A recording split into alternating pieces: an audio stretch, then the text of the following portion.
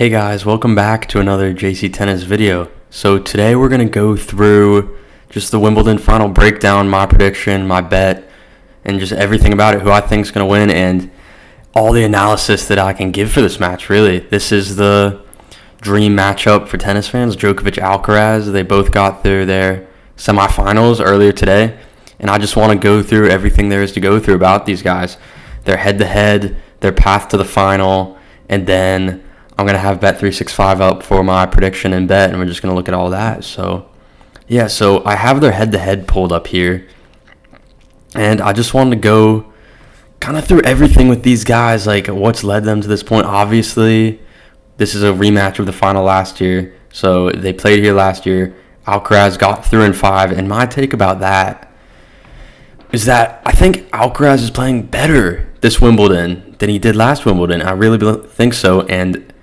basically, I think Djokovic is playing worse, and the outcome of last year's final was still an Alcaraz victory. Obviously, that's just a small wrinkle in the whole idea of this match, but it is something I thought about. So Djokovic does lead the head-to-head, though, 3-2. That Wimbledon final was the only match they played on grass. They've played twice on clay. It split 1-1. One of those was at the French, but Djokovic kind of took Alcaraz's legs. He got cramped up, and then it kind of wasn't really a match towards the end. So that was their other meeting at a Grand Slam that wasn't the Wimbledon final. So at Grand Slams, they're also 1-1, and then also on hard court, they're 1-1.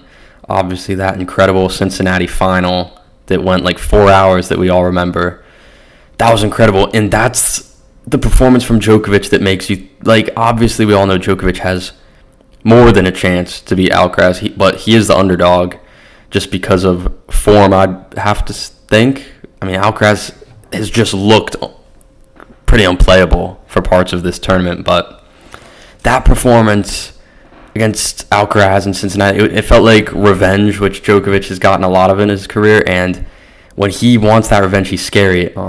This is the guy that took down Nadal twice on Chatrier at the French Open and beat Federer in 3 Wimbledon finals. He's beaten the 2 other greatest players of all time on their favorite court at their favorite slam. So I do believe he's the underdog, but to anyone that thinks he doesn't have a chance is crazy because of what I just said.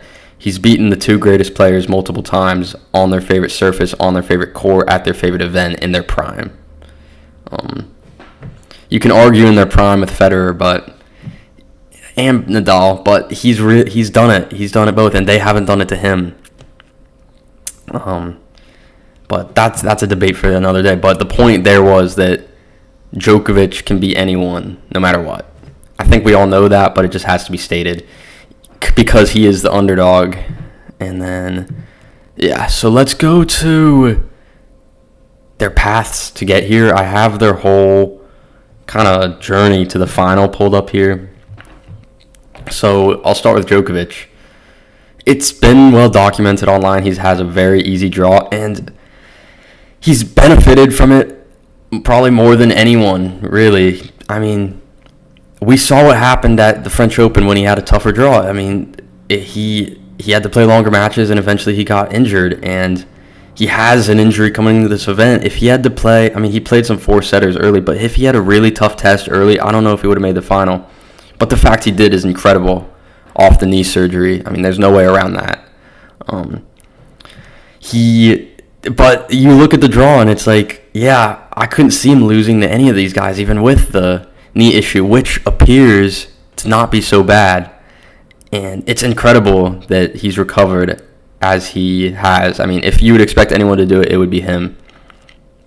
So, making the final is just an incredible achievement, but also, like, 2 things can be true. Making the final is just an incredible achievement for him, but the draw's also just been extremely easy, and he's benefited a lot from it. Both those things can be true. So he's dropped 2 sets, 1 to Fearnley, 1 to Popper, and it really feels like since after that first set against Popper, and he's been flawless. I mean, he's had, like, mini dips here and there, but he hasn't lost a set since that first set against Popper, and he made Rune look horrible. And I watched this Musetti match all day today. Musetti played well, and Djokovic won in straights. I don't think Rune played well, but Musetti played well, and he has been making life hard for players, Musetti. And Djokovic still got through in straight. It was tough. It was a little closer than the score might suggest, but Djokovic is just incredible at getting through, just making it tough back on you.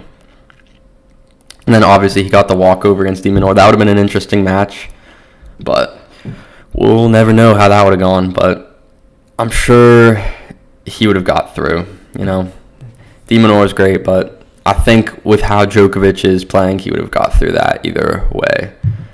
Now to Alcaraz in his path. So, you look at his first 2 rounds. He's the number 3 seed, just like Djokovic is the number 2 seed. They shouldn't be playing anyone crazy early. And, yeah, so, Vukic actually was playing some good tennis coming in, so that was a little tricky on paper, but he got through there in straights. And then the Tiafoe match is where it got interesting for Alcaraz. Down 2-1, it was then 4-all in the fourth. I think Tiafoe was up 15-30 in Alcaraz's service game. It looked like Tiafoe was right there at the finish line, but Alcaraz is most comparable to Djokovic in the way now that he's clutch in best of 5, and he's so hard to finish off in best of 5. Sinner's not that guy yet. Sinner's just not that guy. It's Alcaraz and Djokovic. Alcaraz has joined Djokovic in that league of you're going to have to do something all-time great to finish me off in best of 5. Obviously, Alcaraz's record in the 5th set speaks for itself. It's now 10-1 after this Tiafoe match. And Djokovic obviously speaks for himself. Those 2 guys are the bar for best of 5, and I'm sorry, but Sinner's not there. His fitness, this video is not about Sinner, but I'm just going to touch on it. His fitness isn't there. I don't think his mental's there. His tennis is, but best of 5 late in the tournament, it doesn't seem like it's always held up for him so far, but I feel like most people had to bet on that, it'd probably change, and he'll win a lot of slams. He's already won 1, which is more than guys like Zverev and Tsitsipas that have been top players for years. So no hate on Sinner, but Alcaraz and Djokovic are in a league of their own in the best of 5 department, I believe.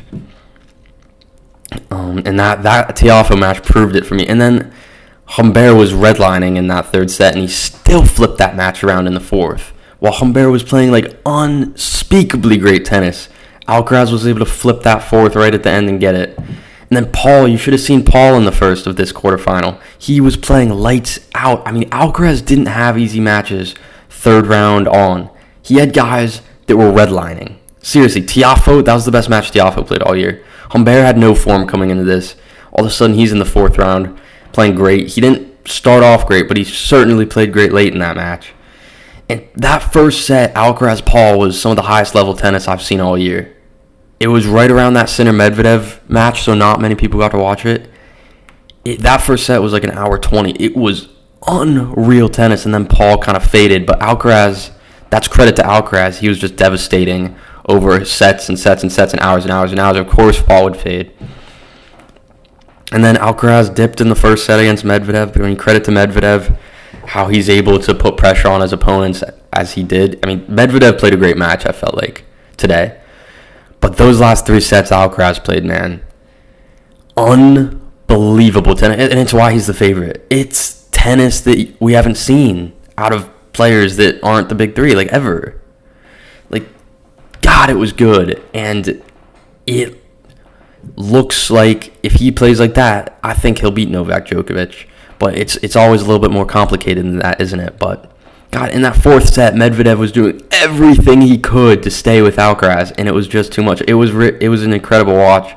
Just 2 Grand Slam champions playing great in a semifinal that aren't Djokovic, Nadal, Federer. It was refreshing, and it was special to watch. Years ago, I was wondering, I wonder how long it's going to take before we get a battle of, major champions that's late in a slam and it's just incredible quality. This was that match. It was a little routine for Alcaraz. Obviously, it wasn't, down to the wire. You didn't know. You always had the feeling Alcaraz was going to win, but God, Medvedev's fight was incredible in this match. McEnroe just kept saying it, props to Medvedev for just staying in this as long as he did. But for the path, man, Alcaraz has had a well harder path. I'd say his second round was harder. No, Fearnley, though, the guy Djokovic played in the second round was also tough. But third round, fourth round, quarterfinal, semifinal, Alcaraz had a much harder opponent. Obviously, Djokovic didn't even have a quarterfinal opponent, and Alcaraz had Tommy Paul, who was playing great tennis. The harder draw has been Alcaraz. Alcaraz has spent more time on court for sure, but I don't think that's a factor for him. And it hasn't been the amount of tennis that is detrimental to like anyone. It's not like Medvedev at the Australian this year where it was just like record-setting amount of time on court. I mean, he's just played 1 5-setter, and like even the match today was, I think it was 3 hours. It wasn't anything crazy, and neither was the match against Paul. So I don't think legs will be a factor for either of these guys. It's just going to be who's better on the day. And Djokovic is going to make it difficult for sure. So now that we're done with the two paths to the final and the head-to-head, I'm just going to go to my prediction. And for this one, when it's this close, I just like making a pick. I don't like doing anything else. I don't like set spreads, game spreads, over, under. When it's this close, you just got to make a pick, especially in a final. And I've said things about Djokovic early in this video. He's the guy that's toppled Nadal on shot create, and he's toppled Federer on center multiple times. But I think Alcaraz wins again. I really do. It's just the level of tennis when he's playing well, which he's done it for a lot of sets this tournament. He's had sets where he hasn't played well, but he's had a lot of sets where he's played well, and that's why he's in the final. And he's shown it consistently enough to me where I trust him to bring that level to this final against Djokovic. And if he does, it's no contest, in my opinion. It's no contest, and we've seen it's no contest with some of the sets he's played against Djokovic in matches. Obviously, the Wimbledon final last year, the 6-1 third set, we've seen it.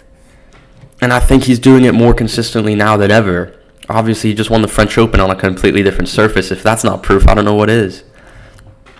But Djokovic, this line I feel like is perfect. Djokovic has more than a swinger's chance to win this. He looks like he's playing great. The knee doesn't even look like a factor at all, to be honest.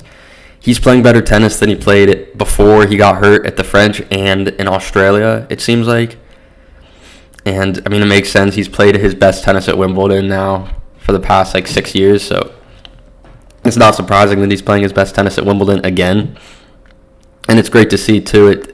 We weren't sure if that injury took him out of Wimbledon, what would we ever see him back here? It was a real question, but he's right back here. His floor is just so high.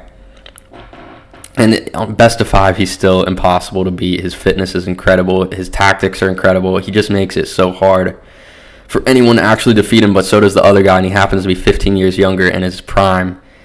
And I just said the knee doesn't matter, but if it does, Alcaraz doesn't have a knee issue.